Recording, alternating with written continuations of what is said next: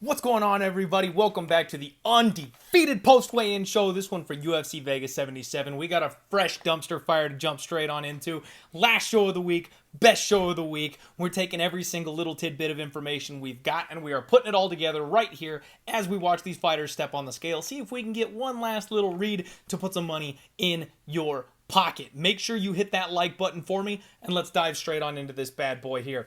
First fight of the night, you've got Ashley Evans-Smith taking on Aileen Perez. Both women came in at 135.5 pounds. I'll be quite honest with you. Ashley Evans-Smith looks skinny. You see these fighters come back from long layoffs. She looks like she may have lost a decent bit of muscle there after a 2.5-year layoff. Nothing there whatsoever when she threw her flex up there. Aileen Perez, on the other hand, no problem. Big flex, looked happy, looked good on the scale, abs for days. The one thing I didn't like about Aileen Perez is the way she was kind of goofballing on the stage up there. She put the money sunglasses on, and it's like, man, I already don't like the sunglasses. You're putting ones up that have dollar signs on them, not really respecting your opponent. That's a bit of a red flag. I don't like it when fighters do that. Ashley is a decent bit bigger here than Aileen Perez is. However, I talked about that muscle. I do think there's a difference. One of these women is active. One of them is young. One of them is fresh and hungry. The other one's coming off a 2.5-year layoff and a spinal surgery. Yes, you heard that correctly. Spinal surgery. And she's taken a job as a contributor for like a news outlet regarding MMA. So she's got a gig outside the octagon at this point. They did a whole promotional video where she's just talking about wanting the respect to prove that she still belongs in the UFC. Not talking about winning, not talking about a title. She just wants to feel like she belongs here. That's all red flags here to me. I got in early this week on Aileen Perez. We've already got a big bet on her at a much better line. She's minus 220 now. I cannot tell you guys to go out there and lay minus 220 on this girl. I do think that's maybe a little bit inflated, maybe a little bit too much. I got in at minus 165. I liked that a whole lot better, but quite frankly, I actually think Perez is probably going to finish this fight. There's a chance it goes all 15 and goes to decision, but I wouldn't be shocked whatsoever if this was a bit of a cash grab for Ashley Evans-Smith, and especially once she does in fact figure out that she doesn't belong in the UFC anymore with her 6-5 record, she probably shells up. If Aileen Perez gets on top of her and starts throwing down damage, I think we could easily see a shelled up TKO stoppage. I would lean more towards the KO at the plus 330 line that you can find out there. I like Perez a lot here in this spot. I think she wins this fight. The money line's gotten a little bit outside of where I would personally like to play it, but I think that's the side. Next up, Carl Deaton takes on Alexander Munoz. Deaton made 156, Munoz 155.5. Deaton did require the box of shame, and I'll be honest with you, I was a little worried about him. His eyes looked hollow and lifeless while he was up there, until they read the weight. As soon as they let this guy know that he was on weight, he let out a roar, gave a huge flex, and I mean a huge flex. This guy is well built. He's ready to go. He looked good up there. I'm fine. Alexander Munoz is jacked. Absolutely jacked. I mean, this guy could fill in any, army movie extra position that you want him to be in. He could absolutely be a side character, your classic stone-jawed white guy that's shredded. He fits the bill. Looked great up there after a long layoff. And Munoz is big. When they face off, he's got a decent size advantage here in this spot. Deaton stepped in on him and was talking trash the entire time. Didn't seem to faze Munoz whatsoever. The thing for me in this fight is it comes down to one thing and one thing only. I actually think Carl Deaton's probably the better mixed martial artist in this spot. I think he's more well-rounded, but he's not great at anything. Alexander Munoz is solid at one thing, and that's wrestling. He's the wrestling coach over at Team Alpha Male, unless I'm mistaken, and if he's coaching people how to wrestle for MMA, then he should be able to do that at least inside the cage against a low-level guy who's probably not UFC caliber. If this fight gets extended and it turns into anything but a wrestling match, then Deaton is the better guy, but I don't know if he's going to be able to handle the onslaught of grappling from Alex Munoz. So because of that, I've got to pick Munoz. It's another spot where I do not like the line. I don't like the minus 200. He'll be in my Hail Mary to just go ahead and win the fight, but I'm not going to be laying 2-1 on this guy at this stage, and I don't really feel comfortable necessarily parlaying him either. I've toyed with that idea. I've kind of thought about that a little bit, but I think I'm going to go ahead and just let that one slide. As at Maxim takes on Tyson Nam in the next fight. Both guys made 126 pounds. Maxim gave the skinny flex. You love to see it. No problem. Looked good. He's ready to go. Tyson Nam shredded, absolutely shredded up there, but his mouth was sagging open. His jaw and his cheekbones, they were popping out. He was sucked out bad. Now this guy is getting up there in age. It's hard to make 125, period. He's one of the larger guys in the division. And the fact that he's getting older, I'm surprised he can still make the weight class, quite frankly. So yes, he looked rough. Yes, he had a hard time. That's to be expected. Does it have an issue when it comes to his fight and his performance tomorrow? We'll find out. It very well might. Now, Nam is a decent bit thicker in this spot when they faced off, but they're about the same height. In fact, Maxim may be a little bit taller, which is interesting because, like I mentioned, Tyson Nam has always been one of the biggest guys at this weight class. So for this new kid to come in and be just a little bit lithe, a little bit skinnier, but just as big, I don't think he's going to have a problem with the physicality of someone like Nam, and in fact, he'll be able to combat that long reach. He's going to be just fine here. I do have Maxim already in a parlay, and I think this is the end of the road. I like Tyson Nam. He's got some good things to like about him. He's got some big power. He's a finisher at this weight class. The under 2.5 honestly seems like a half decent bet here because if Nam wins, it's gonna be a knockout, and if it's the cliff for Nam, then Azat's going to handle him. So I've got Azat winning this one inside the distance. Under 2.5 works for me there too, but I've already got Maxim in a parlay, so that's the way I've gone for this one. Evan Elder takes on Jarno Valdez. Both guys made 156 pounds. Elder looked very strong on the scale today. Very photogenic as well. Nice big smile. Good teeth. You got to recognize. Game recognized game. The man's got some good teeth up there. Jarno Valdez, no problem whatsoever. Did the heart hands thing. You love to see it. He seems like a sweet guy. I'm just not convinced he's UFC caliber. I mean, he's got UFC caliber offense, at least at the bottom end of the weight class, but I'm not sure he's got anything near the durability or defense that it requires to survive here. They size up really well. Elder is a slight little bit here larger, not by a ton, but he is bigger. Respectful face-off. I like Evan Elder in this spot, and honestly, I like violence as well. Jarno Valdez got dropped twice in the first round of his last fight. In fact, you go back and watch his regional tape, he's tough as nails, but he gets dropped in every fight. It's just a matter of time until somebody at the right level is going to be able to take advantage of that, and I think that's going to be Evan Elder. I think Evan Elder absolutely handles this guy. I think we're going to get a barn burner start to this fight. The under 1.5 at plus 130 doesn't seem so bad to me, and even parlaying like the fight doesn't go the distance at minus 250 I think is a half decent option, because if Valdez is going to win this, it's going to be because Evan Elder stood right in front of him and took a giant bomb, which he is more than capable of. He's not winning a decision here ever. And Evan Elder is going to melt this guy. If Jarno Valdez survives round one, Evan is not slowing down. The guy has no cardio issues. He's big. He's strong. He hits hard. His ground and pound is good. I think he's going to hurt Valdez and get him out of there relatively quickly. So I think I like the under in this spot. I like Evan Elder. I like Evan Elder inside the distance. Show me violence. Let's go that way. Nothing changes here on this read this week. Milsic Costa takes on Austin Lingo up next.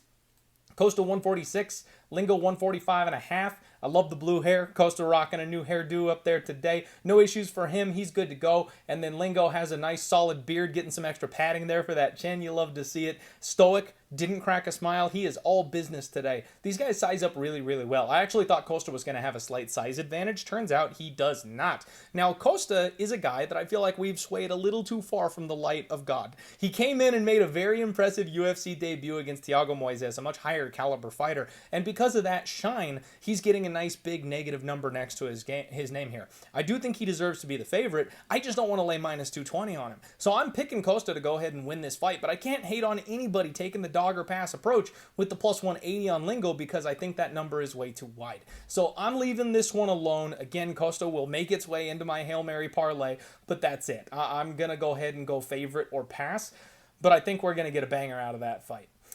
Victoria Dudakova and Estela Nunez, the talk of the town this week. Dudakova came in at 116, Nunez 115.5. No issues for Victoria Dudakova at all. Very blank face. She was all business up there. Estela Nunez looked strong, looked relaxed. No problem from her either. She does have her back against the wall here. She needs a win in the worst way. This was a good face-off, except Dudakova is a decent bit larger than Estela Nunez. Now, Nunez has always had that height and reach advantage. That's been a big part of her game. I mean, that was one of the reasons why people counted out my girl, Sam Page, because they thought she was never going to be able to reach her. How was she ever going to get around that jab and that cross and get in and close the range? Well, she punched her way into range and dragged this girl to the ground, and then Estela Nunez, like always, her gas tank failed her. And I expect that to be the same exact thing in this fight. In fact, it might even go faster. You know, when I first broke this fight down, I was tempted because Estela Nunez was plus 220. And I looked at that and I went, man, this is Dana White Contender Series fade territory. Like, you're giving me a girl who's got 3-4 UFC fights against a debutante who's coming in as a minus 300 favorite.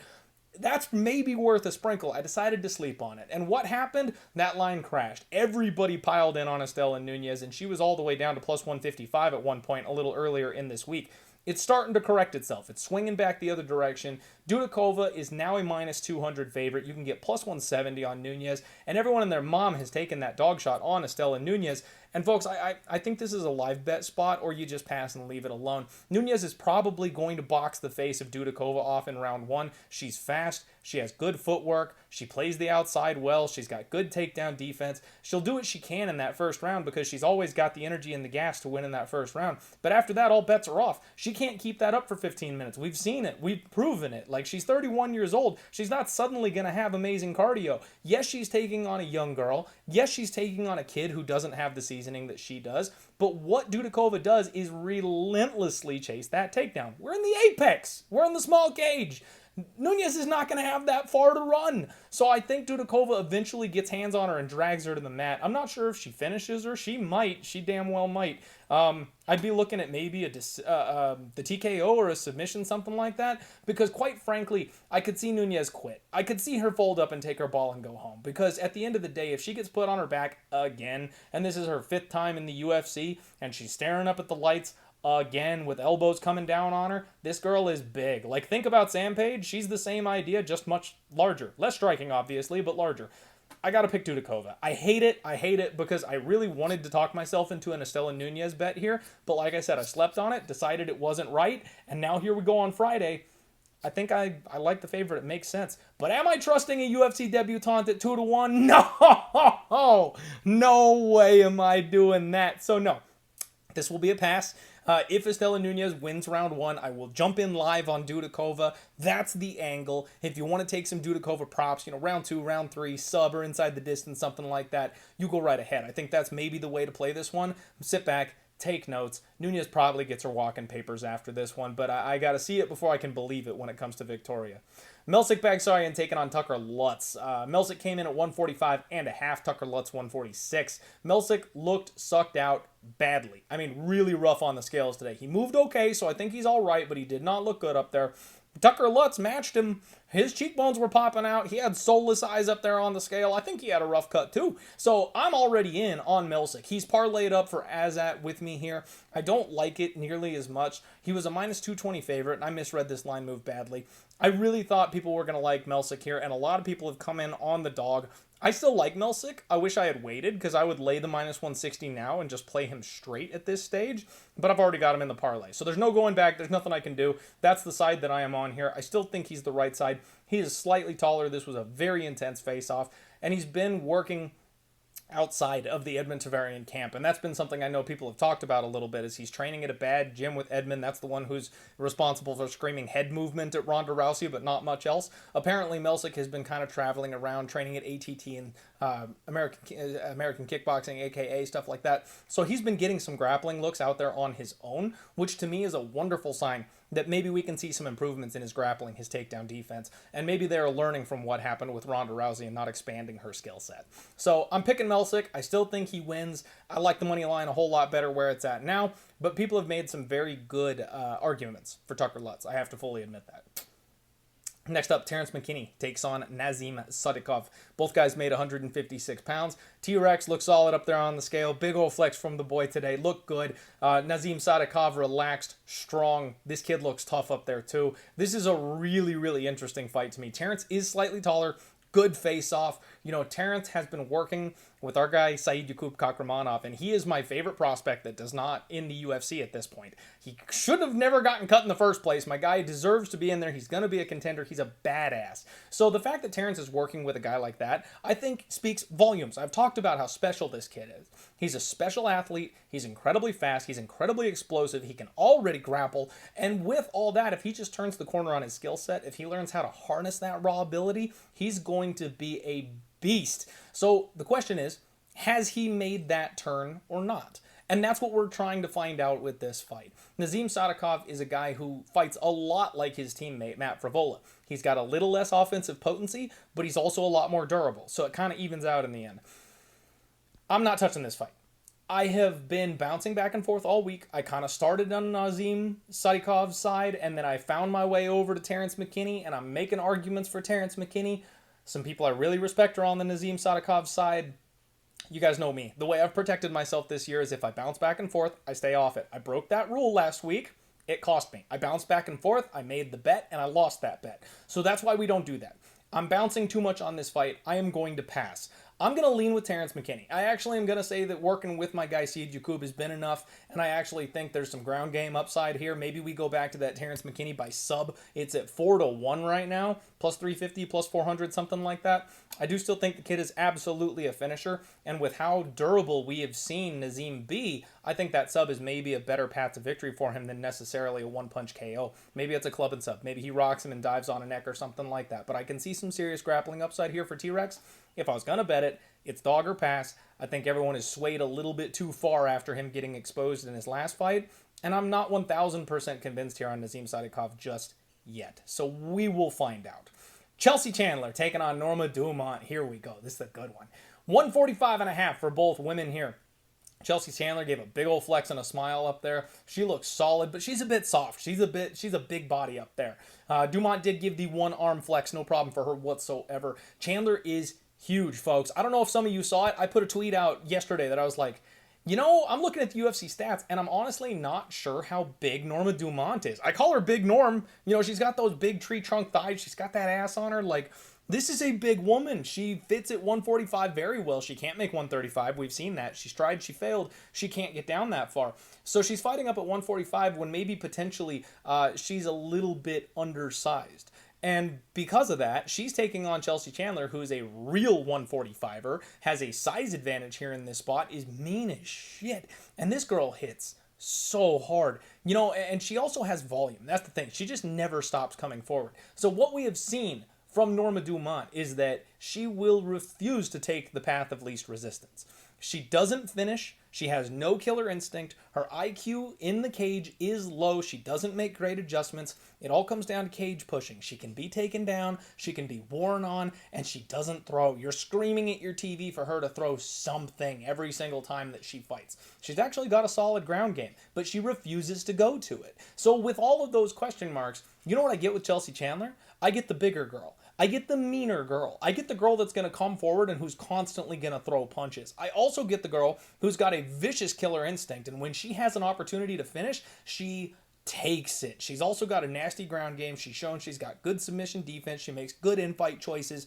I think this is a spot where the UFC is trying to sell on Norma Dumont, quite frankly, and I'm buying in on Chelsea Chandler. I like this girl. I like the size advantage. I like that she's mean and she's younger, and the fact is I haven't seen Norma Dumont improve in 4 or 5 years worth of looking at her fights. Every single Norma Dumont fight is the exact same, and she gets close to losing every single damn one, even the ones that are served to her on a platter. And on top of that, her losses have aged horrifically. It's Chelsea Chandler time, folks. I'm gonna, you know what? I don't even know if it deserves the tinfoil cap or not, but this is a double down spot. She's still plus 120. This line has not moved. A lot of people who I very greatly respect are on the Norma Dumont side. And what I've noticed is when I dig my heels in, and not just, bet on the opposite side of somebody who I respect, but confidently bet on the side against somebody who I respect. If I dig my heels in, I say, you know what? I hear all your points and no, you're still wrong, respectfully. Those are the ones I do really well on. And that's what's happening here. Everything I hear praising the side of Norma Dumont, I've got a counterpoint to. Every single time someone says Norma Dumont, I go, no, Chelsea Chandler. And because I'm that confident, this is going to be a spot where I'm going to put some more coin down. I'm going to be doubling down on this spot. She is still plus 120, and I think she's going to absolutely ragdoll Norma Dumont on Saturday. In fact, this will be one of my bet openly spots this week. Now, I've lost several of those bet openly spots. If you think the opposite of me, if you want to go head-to-head with me and have a chance to win some of those Clint bucks, you'll be able to find this one on Bet Openly. I'll put my link down below. I'm going to put a tweet out a little bit later so you can click that link and go take my cash. If you like the Norma Dumont side, come and get it. I'm going Chelsea Chandler here, folks. Albert Derive takes on Jung Young Park. 185 for Derive, 186 for Park. No problems, business as usual for Derive up there. He looked fine. Jung Young Park, big old cheesy smile on his face. You love to see it. I love the turtle. He throws up the peace sign. This guy, I love him. He's so happy. Problem for me on this one is there's a size difference here. Jung Young Park is much smaller than Albert Derive. This was a very respectful face-off, but this was also very concerning. I got in at Jung Young Park at minus 160. I put 3.2 units on him to win 2 because I felt like I got gifted that Albert Derive win in his last fight. It was a split decision. Chidi and Njokuani could have won that fight with just 1 or 2 more shots thrown. And I really feel like the volume of Jung Young Park is going to be the difference maker here in this spot. He definitely does not slow down. He's not going to have the same issues. However, that size difference and the wrestling advantage from Duraev is extremely concerning to me. Because if Duraev is able to get a hold of him and get Park down and camp out on top and get that rest time after he takes him down, he won't gas out as quickly. And if he doesn't gas out as quickly, Duraev won't be able to get the volume off that he needs to go ahead and win the decision. So the size difference really speaks volumes to me here. I wish I wasn't quite as invested as I am. I don't want to hedge off at a bad number for a fraction of my bet. Like, I wish I had just done like 1.6 to win 1 instead of 3.2 to win 2. I will let you guys know watching this show, I am not nearly as comfortable with this bet as I was on Monday, and I think Duraev is far more live now after seeing that. I'm worried we're in for like a split decision type of situation, and I hate laying chalk on split decision fights. So buyer be warned, if you haven't tailed me on that one, maybe don't. You know what you're getting into if you do. Atman Attar takes on Francisco Prado up next, 156 for both men. Attar honestly looked absolutely worn out up there. He gave a big shaky flex. He was a bit wobbly on the scales today. Francisco Prado, honestly, kid looks like Drew Dober. Why does he look like Drew Dober? If Drew took a vacation to Brazil, we got some questions that Drew Dober's got to answer over here. He looked strong. He looked good. I like this kid. They size up really well. The corner man for Francisco Prado started some shit today. He was talking the whole time, barking at Atman Attar, and they had some, after the show type of get together. I think Barstool, I retweeted it for everybody, but there were some festivities here on this one afterward. This is a solid fight. I think the UFC is kind of selling on Atman Attar. I think he's a bit of a fraud, to be completely honest. He's got big power, but I'm not sure he's got anything else to go with it. And then Francisco Prado is a 21-year-old kid who's tough, who's durable, who can do it all, and the UFC is really looking to stack that market. They're lining these two guys up after they just saw Atman Attar get washed in the first round. I think they're looking for Prado to get a big win. I think they're looking for Prado to get right against somebody with a recognizable name to kick off his run here in the UFC. And frankly, I think he's a more processed striker. I think he's going to pass this test. I've been watching this line very, very closely. I know a lot of people are on Atman Attar as a dog this week. I think I'm going to jump in on the Prado side. It's just a matter of how long do I wait. Right now, it's at minus 110 out there in some places, minus 115. I think I'm going to take it. I was hoping to get plus money, but I'm not sure this line goes any further down. So I'm going to look at the Prado side of things just for a small play probably because I really feel like fading Atman Attar. I missed the boat. I should have faded him when he was taking on Matt Frivola, but I was worried about Frivola's chin. I'm not as worried about Francisco Prado's chin. The kid's durable. I've seen him get chin checked a couple times and not fall apart, so I feel a little bit more confident in him than I did in the Frivola side of things. Missed opportunity. You hate to see it. Co-main event, you've got Basil Hafez filling in on short notice to take on Jack Della. Both guys made 171 pounds. Basil took a second attempt. He did miss on his first attempt. He needed the box of shame. He got it done. His cheeks were popping out. He was having a bit of a tough time. He looked a little rough, but he made the weight. This kid is tough. Jack Della looked good. No issues for him, even though it was his second weight cut coming into this one. This was a very intense face-off. Now, Jack Della, taller by a decent amount here, but Hafez is very well built. I went back and finally got a chance to watch some tape here. Basil is not a pushover. Like, this guy on the regional scene looked really well, really good, well put together. Good process grappling. He took on Jeremiah Wells, who we've seen what that guy can do in the UFC, and he had to rely on his wrestling because he didn't want to handle this guy on the feet. I think Jack Della is going to win this fight, but I don't want minus 550. I don't want anything to do with that number. And what we've seen from Jack Della, he's actually gotten into some really sketchy positions. I put a tweet out there. I totally forgot about his UFC debut when he got put in that anaconda choke and dang near tapped out in his first fight. This kid's supposed to be a star. He's supposed to be a stud. He found his way through that. He showed off his toughness. He showed off his submission defense. He didn't give in. He didn't tap. And that's all fantastic. But he still finds himself in those bad positions, and he still has shown that he can be out-grappled a little bit. That's what Basil's going to come in here and try to do. Now, do I think Basil's going to win this fight? No, I do not. I do think Jack Della eventually is going to pace him. I do think that clean process boxing is eventually going to win the day over. However, what I can make an argument for is the 1.5. I talked about this on the Total Takedown, and I was like, under 1.5 is probably justified at a chalk price. After actually looking into Basil, I think he can survive a round and a half. I actually think Jack Della might get this done deep into the third round after this short notice weight cut starts to take effect. After this guy's worn down, beaten, and tired. Jack Della's not a one-punch guy. He's not going to come in here, and I doubt this looks a lot like last week, because we called the Bo Nickel knockout at plus 200. He came in there and just swung for the fences and called it a day against a guy who is a weight class smaller. That's not what this is. This is a guy who actually fights in this weight class. Yes, he's coming in on short notice, but he trains out of a good camp. He's got decent UFC level experience outside the cage before he got here. I think he'll hang around for a bit. I may play that over 1.5 because all I need is 7 minutes and suddenly we're looking at a plus 160, plus 180 line cashing. I like over. Main event time, Mayra Bueno Silva taking on Holm. We've got Holm at 135.5. Bueno did need 136 to get it done. Holly looked a bit rough on the scales today, folks. I've talked about this. The only undefeated fighter ever is Father Time. This man comes for us all. She is finally starting to show her age and look a little bit old. No emotion up on the scales today.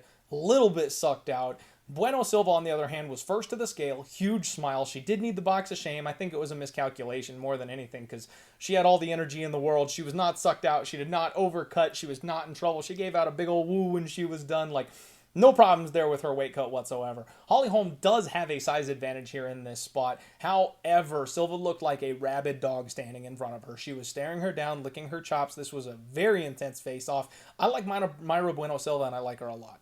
I'm looking at potentially doubling down here on this spot. I did already take a sprinkle on Mayra Bueno Silva by KO. 10-1. I played the inside the distance for a half unit at plus 275. That's where I'm at. I had 1 unit on the money line from earlier in the week, and this spot is exactly like Chelsea Chandler. I know a lot of people who I really respect that are buying in on the Holm side of things, and I don't care. I think Father Time has come for Holm, and I think every single thing Holly does well, Mayra Bueno Silva will negate. Now, I know there's a big question about the gas tank and the 5-round main event, the cardio. That's the biggest question to me. But Mayra Bueno Silva has been showing that she can go longer in fights recently. Her last 2 fights are good examples of that, in fact. And she is working out with none other than the PFL's Kayla Harrison. So the best grappler outside the UFC, period, bar none, that you can find to work and train with, she's working on clinching. She's working on cage pushing. She's working her takedown defense and her get-up game. Now, Mayra Bueno Silva's got terrible takedown defense, but that's because she welcomes the BJJ. She wants to fight on the ground with you. This fight, I think she's actually going to show that she wants to stand and bang a little bit. She has a better kicking game at range than Holm does, if I'm being honest. She's more brutal. She's more vicious. Holm is more of a point striker at range, and it's only the people who have no idea what they're doing or are chinny that she actually clips and puts away. When was the last time Holm actually finished somebody on the feet who's not named Ronda Rousey in a highlight reel? It just doesn't really happen, folks. And when Holm wants to get this fight in the clinch, when she wants to push this thing up against the fence, when she wants to use that cage clinch game, that plays right into Bueno Silva's hands. Vicious knees, brutal elbows. She comes over the top. She frames the face. Like, she's going to hurt Holm in the clinch. And I think this is going to lead to a KO because Holly did not respond well to the big punches coming her way from Ketlin Vieira in her last couple of fights. I think it's time. I'm going to take that opportunity. I'm going to fade my girl Holm. Not death taxes and home by decision this time, folks. Not this weekend.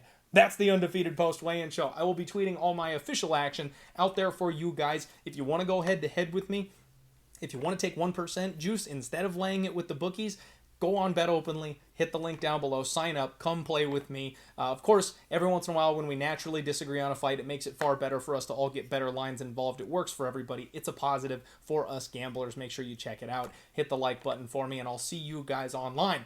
Kick some ass. Good luck. Let's roll.